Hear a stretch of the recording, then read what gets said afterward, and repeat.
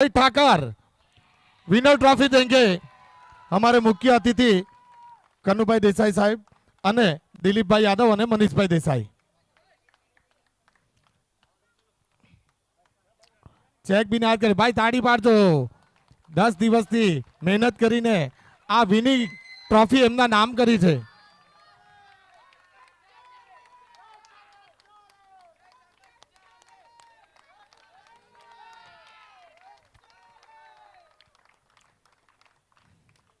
આવેલા તમામ મહાનુભાવનો હાર્દિક હાર્દિક સ્વાગત અને ઘણો ઘણો આભાર કે 2 મિનિટ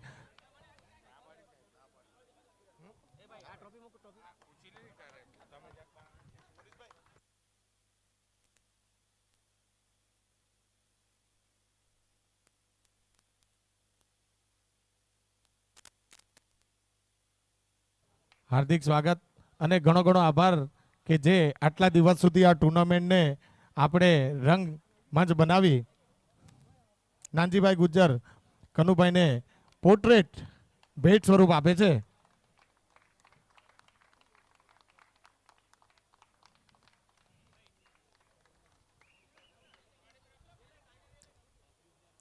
હા આ નાનજીભાઈ ગુજ્જરે 35,000 વૃક્ષ રોપ્યા છે